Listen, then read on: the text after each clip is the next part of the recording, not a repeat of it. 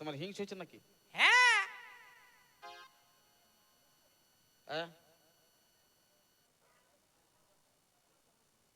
তোমার হিংস হয়েছে? তোমার হয়নি বলে তোমাকে জিজ্ঞেস করো, তোমার বিয়ে হয় নাই, তা ছেলে হয়েছে মহাপুরুষ। আবার বলেছেন যে বন্ধুর মেয়েকে বিয়ে করেছিল, উত্তর দিয়েছে, পেয়েছেন? আমি নিজে স্বীকার করেছি, আমি বন্ধু কৃষ্ণ আর বন্ধু সখা তার বোনকে আমি বিয়ে করেছি। বন্ধুর বোনকে বিয়ে করা যায়। আর তুমি বন্ধুর মেয়েকে বিয়ে করেছো, কোন বন্ধু? সেই মেয়েটার নাম কি? তাকে বিয়ে করলে সে গেল কোথায়? ভালো ভালো বাবা, আর আমি সব যেখানে ভালো যেখানে বিয়ে করেছি সব ঠিকানা দেবো, কোথা আমার বউ আছে, কোথা ছেলে আছে। ওরে আমি বিয়ে করেছি না তারাই আমাকে বিয়ে করেছে? হ্যাঁ গো, বলুন তো। আমার ঘরে বউ আছে, ছেলে আছে, সব জানে। জেনেও যদি কোনো মেয়ে কোনো বউ যদি বলে আমাকে আবার বিয়ে করো, সে দোষ আমার না তার? বলেন আপনারা বলেন, ভয় কি বলেন? তুই বলতে পারবে আমি কাউকে জোর করে বিয়ে করেছি?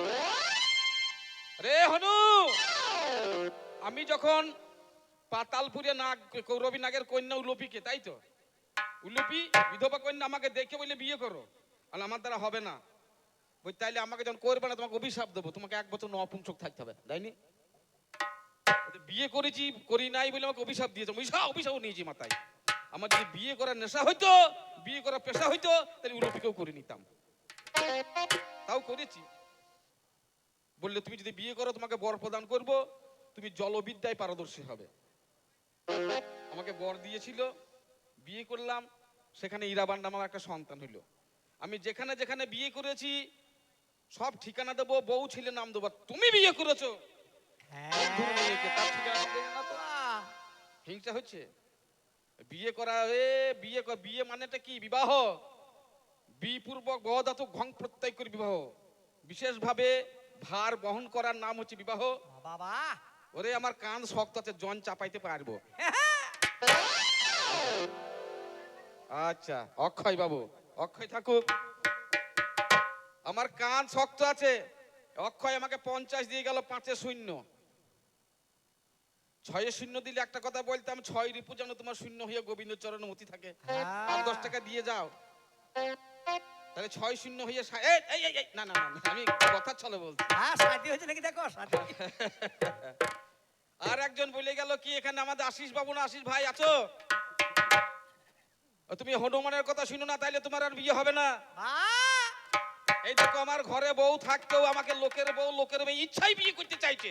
তুমি আমার পথে এসো, আমি একটা গান শোনাচ্ছি, সেই গানটা শুনে সেই মতো চলো, দেখো তোমাকে কত মেয়ে এমনি এমনি বিয়ে করবে। ঘরে বউ থাকার পরেও বিয়ে করবে। আমি কেন বিয়ে করেছি? চিত্রাঙ্গদাকে বিয়ে করছি মণিপুরে, পাতালে কৌরব নাগের কন্যা লোভিকে বিয়ে করেছি, আমি কৃষ্ণের বোন সুভদ্রাকে বিয়ে করেছি, ঘরে আমার দ্রৌপদী আছে, তাকে আমি আমার যোগ্যতা বলে নিয়ে এসেছি। আমি বলেছিলাম হ্যাঁ, আমি কেন বিয়ে করেছি? যে খেলা জানে সে খেলবে নাকি? তাও তো আমি কৃষ্ণ ভক্ত। আমি বলেছিলাম কৃষ্ণ যাকে ধরে সে পড়ে না, তার কাঁধ শক্ত হয়। তোমার কাঁধ শক্ত নাই বলেই তো তোমার মকরধ্বজ হয়েছে। বাবা এই বলছি ওগো, ওই ও খেলোয়াড় হও হুঁশিয়ার। এই আশিস ভাই শোনো গানটা, বিয়ে হয়ে যাবে, এই গানটা শুনে চলবা। গুরু করম করে শখের বল বলি ও খেলোয়াড়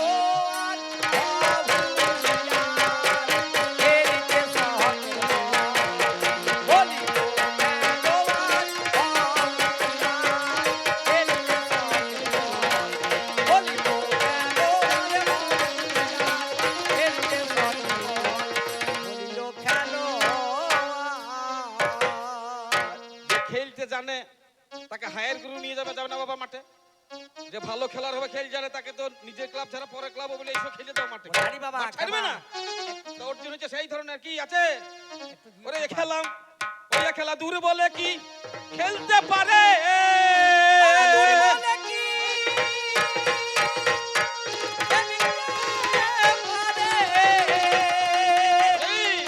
ওরে খেলা ওই আশিস কই তোমার এই গানটা শুনতে বলো। ওরে খেলা দূর বলে কি খেলতে পারে, সেই খেলে যার আছে বলে। খেলতে পারে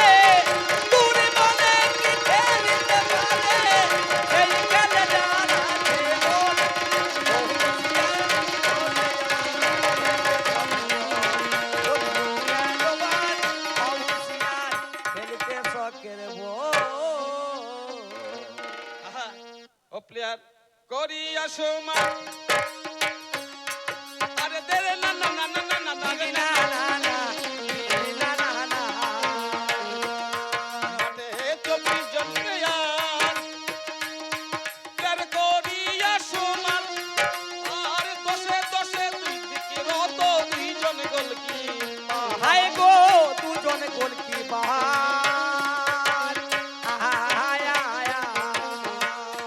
মাঠে 24 জন প্লেয়ার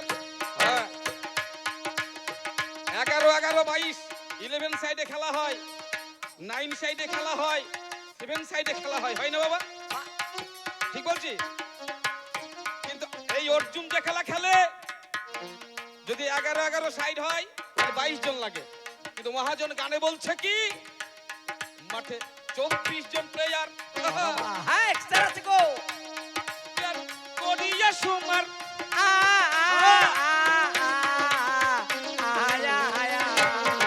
দশে দশে দুই দিকে রত দুইজন গোলকিপার হায় গো দুজন গোলকিপার আবার দুই দিকে দুই লাইনম্যানে দুই দিকে দুই লাইনম্যানে দুই দিকে দুই লাইনম্যানে ম্যানেজ করে দুটি দল দুই দিকে দুই লাইনম্যানে ম্যানেজ করে দুটি দল ও খেলোয়াড়ে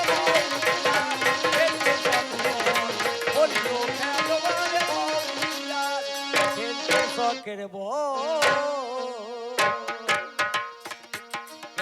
বাছাই করে নিস বাবা বাবা যাকে তাকে নামিয়ে দিলে হবে না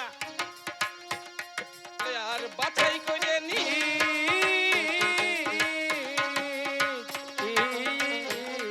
আমার কথাটি শুনিস বাবা বাবা রে ধৈর্য নামের মূল খেলোটা তারে ব্যাকে দিস হাই গো তারে ব্যাকে দি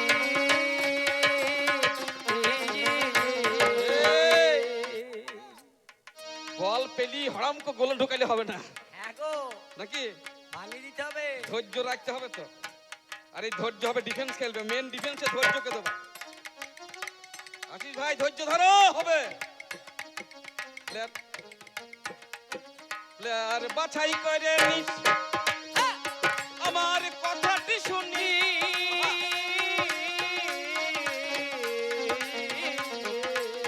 ধৈর্য নামের মূল খেলোটা তারে ব্যাকে দিস হাই গো তারে ব্যাকে দি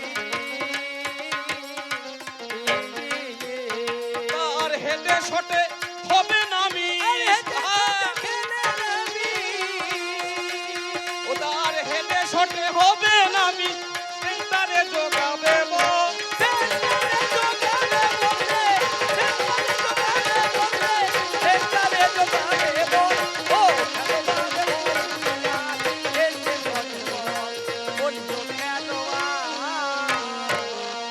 তাই বলি হনু দাদা শোনো আমার খাই একটা কইলে অনেক কথা আমি কানে শুনতে পাই আল্লাহতে তুমি আসরেতে এলে অনেক কলঙ্ক আমায় দিয়ে গেলে কেন আমি বিয়ে করেছি সেটা বলা গেল তোমার প্রভু রামের বাবা কি করলো ভালো 749 স্ত্রী ছিল কেমন করে তার অত স্ত্রী ছিল বলো আমার তো নামে মাত্র কটা বিয়ে হয় রাজা দশরথের 750 কই নম্বর কালী তা শুনতে পেলাম কানে আমায় এখন বইলে গেল ওই না হনুমানে আমার নাকি হনুর নাকি মন্দির আছে অর্জুনের তো নাই এই কথাটা বললে গেছে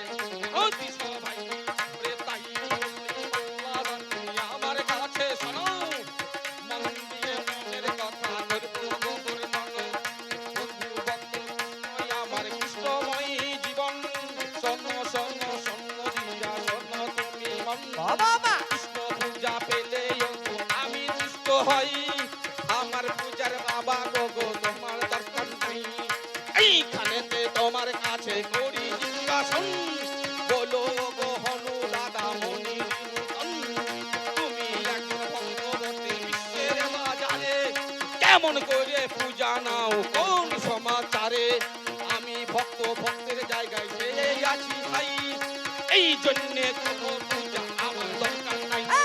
তুমি একজন ভক্ত হলে বিশ্বের বাগানে, তাহলে পূজা তুমি নাও কোন বিধানে, এইখানেতে তোমার কাছে জিজ্ঞেস করে যাই, তুমি বলবে নাই আমার কাছে অহংকার করে না ওই আমার পাল্লাদার শোনো শোনো। আনা ছুটিয়ে খাবা। মানুষ কার পূজা করে? ভক্তের পূজা করে না ভগবানের পূজা করে? ভক্তের পূজা হয় না ভগবানের পূজা হয় বাবা? আমি তোমাকে জিজ্ঞাসা করছি, তুমিও ভক্ত আমিও ভক্ত। আমি ভক্ত, আমার কাজ হয় প্রভুর পূজা, প্রভুর পূজা পেলেই আমি তুষ্ট। তুমি ভক্ত হয়ে তুমি অহংকার করছো যে আমার মন্দির আছে আমাকে পূজা করে। ওগো মায়ের সব পালাইছে। তুমি কেমন ভক্ত? তুমি কোন সংবিধানে পূজা নিতে পারো? হ্যাঁ, আচ্ছা, কেমন দিয়ে কথা খাবা। বললো? জিজ্ঞাসা করছে যে যার পা থেকে গঙ্গার জন্ম, তুমি গঙ্গা চান করতে গেলে? হ্যাঁ, আমি প্রভুর সাহায্যকারী ভক্ত। সখা বন্ধুত্ব মানে একে অপরের সমস্ত কিছু ভাগাভাগি করা। আমি জানি না, আমি সবই জানি, শুধু প্রভুর লীলাকে প্রকাশ করার জন্য, জগৎকে শিক্ষা দেওয়ার জন্য, প্রভু কৃষ্ণের লীলা কার্যকে সম্পাদন করার জন্য জীব শিক্ষার তরে সহযোগিতা করেছি। জীবকে এই শিক্ষা দেওয়া হলো, যে হাত কোনোদিন বৈষ্ণব সেবা সাধু সেবা দেয় না, সে হাতের অন্ন গ্রহণ করা যায় না। যে কর্ণ কোনোদিন সাধু কথা গুরু কথা হরি কথা শোনে না, সেই কর্ণ কোনো কর্ণ নয়। যে জিহ্বা যে বদন কোনো হরি কথা কৃষ্ণ কথা বলে না, সে বদন বদন নয়। যে পদ কোনো তীর্থস্থানে যাই না, ধর্মক্ষেত্রে পদার্পণ করে না, সে পদ পদ নয়। এই জীব শিক্ষার জন্যই, প্রভুকে সাহায্যের জন্য আমি গঙ্গার তীরে গেছিলাম। বাবা আর প্রমাণ দিয়েছিলাম, এই দেহরথ, এই দেহরথের মাঝখানে যতক্ষণ কৃষ্ণ থাকবে, ততক্ষণ আমি থাকবো। কৃষ্ণ নেমে গেলেই আবার সে পুরে ধূসীভূত হয়ে যাবে। এই জগৎ শিক্ষার জন্য প্রভুকে সাহায্য করেছি, এই পর্যন্ত রেখে দিয়ে। তবে আমাদের কবিগানের দ্বন্দ্ব লড়াইটা কি জানেন তো? এই কবিগানের লড়াইটা হয়েছে স্বামী স্ত্রী ঝগড়ার মতো। আপনাদেরকে বসিয়ে রাখার জন্য স্বামী স্ত্রী ঝগড়া। আমার সঙ্গে আমার বইয়ের একদিন ঝগড়া হয়েছে, বুঝলেন? সত্যি ঝগড়া হয়েছে, মানে আগের রাতে ভাত খেতে খেতে ঝগড়া হয়েছে। সকালবেলায় উঠেছি, ও কথা বলে না, আমিও কথা বলি না।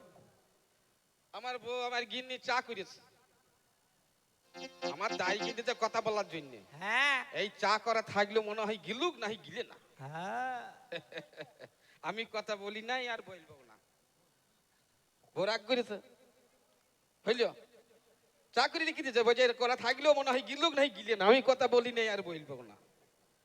এইবারে দ্বিতীয়বারে বেলা বইল, সেদিন আবার কন্ট্রোল দাস রেশন দিচ্ছি। বলছে ও পাড়ায় লালটু ফাটকের বারান্দায় আবার সেই জোয়ারের রেশন না কন্ট্রোল দিতে এসেছে। এই কাঠ বার করা থাকলো মনে হয় কন্ট্রোল আনুক নাই এনে না। বাবা আমি কথা বলি নাই আর বলবো না। কথা কিন্তু বলছেন না। আমি কানে শুনলাম, কাঠ দিয়ে দিলাম, ব্যাগটা নিলাম, নিয়ে যা চাল পেলাম গম পেলাম নিয়ে চলে এলাম, কন্ট্রোল দিয়ে চলে এলাম। আমার বউ কিন্তু মুড়ি ভাবা তরকারি করে রেখে দিয়েছে। এই আলু ভেজে রেখেছি, কড়াইয়ে ঢাকা দেওয়া আছে, হিসাল ঘরে মুড়ি বাড়া আছে, মনে হয় খাক না হয় খেয়ে না। আমি কথা বলি না আর বলবো না। বুঝলেন? দিয়ে আবার মুড়িটা খেলাম। এইবার মুড়িটা খেলাম। আজকে সকাল থেকে কোনো মাছ মাছির হাঁক পাই নাই, মাছ পাইও নাই। নিরামিষ তো খাওয়া হবে না, একার দিন খেতে বসে গজ গজ করবে। মাছ যদি কিছু ডিম এনে দেয় ফুটাবো, নাহলে ফুটাবো না, নিরামিষই করে দেবো। মনে হয় খাবে নাই খাবে না, মানে আমি নিরামিষ খেতে ভালোবাসি না আর কি, সেটা তো জানেন না। তা বলছি সকাল থেকে মাছ মাসি হাঁক দেয়, মাছও পাই নাই, নিরামিষ তো খাবো না, সেই জন্য বলছি নিরামিষ তো খাবে না, যদি কিছু এনে দেয় ডিম ফিম তো রাঁধবো না, রাঁধবো না। এই কথা শুনে পয়সা নিয়ে মুদিখানার দোকান থেকে 6টা পোল্ট্রি ডিম কিনে আনলাম। এনে রেখে দিল। রেখে দেওয়ার পরে দুপুরে বলছে এই ভাত রান্না হইলো, ছেলেকে খেতে দিলাম, শ্বশুর খেতে দিলাম। এই ভাত বাড়া থাকলেও মনে হয় খাক নাই খেয়ে না, কথা বলি নাই বলবো না। স্নান করে ভাতটা খেলাম। এইবার বলছে সানি কেটে রেখে দেওয়া আছে, গরুগুলা হামাই যে খেতে পাই নাই মনে হয় খেতে দেখ নাই দিও না, আমি খেতে দিই নাই দেবো না আর কথা বলবো না, গরুকে খেতে দিলাম।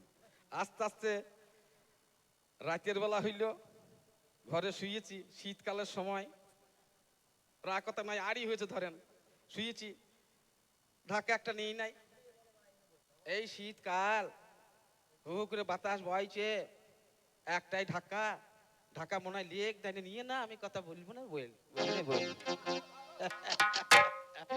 আমি কি কইব, ঢাকাটা তখন টেনে গায়ে চাপালাম, বুঝলেন?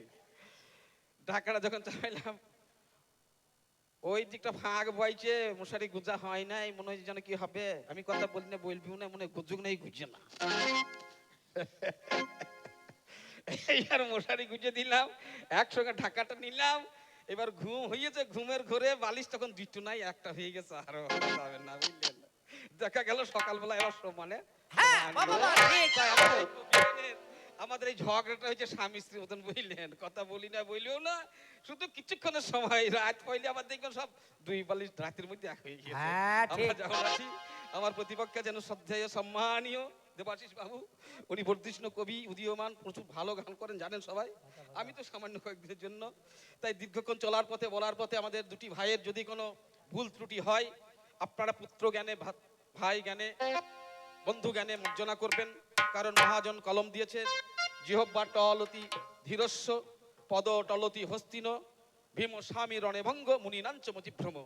জিহ্বা টলতি ধীরস্য মানে হচ্ছে অতি ধীরস্থির ব্যক্তিরও জিহ্বা টলে গিয়ে একটু ভুল কথা বেরিয়ে যায়। পদ টলতি হস্তিন, পদ মানে পা, টলতি মানে টলে যায়, হস্তিন হাতি, হাতির মতো বৃহদাকার যন্ত্র কখনো কখনো পা টলে যায়, পিছলে যায়। আর ভীমস্বামী রণেভঙ্গ, ভীমের মতন মহান বীরও কিন্তু কখনো কখনো রণে ভঙ্গ দিতে বাধ্য হয়। আর মুনিনাঞ্চ মতিভ্রম, মুনিদেরও কিন্তু কখনো কখনো মতিভ্রম হয়। তাই আমাদের দুটি ভাইয়ের যদি কখনো কোনো রকম ভুল কথা বলে থাকি, আপনাদের প্রাণে যদি আঘাত লাগে, আমাদের দুটি ভাইকে আপনারা পুত্র গানে, বন্ধু গানে, ভাই গানে ক্ষমা করে দেবেন। এই বলে পালার পরিসমাপ্তি ঘটিয়ে ওই এখন এসো, ওই এসো, উঠে এসো, বল কাটি দুজনে বল এখন। কাটিব দুই জনে গো, বল কাটিব দুই জনে গো, বল কাটিব দুজনে, এসো এসো উঠে এসো, বল কাটিব দুজনে, এসো এসো উঠে এসো। ওগো গানের শেষে মিলে মিশে, গানের শেষে মিলে মিশে দিব নিতাটে রে। এসো এসো উঠে এসো। জয় নিতাই, জয় রাধেশ্যাম। যাই হোক, আপনারা বিষয় দিয়েছিলেন হনুমান আর অর্জুন।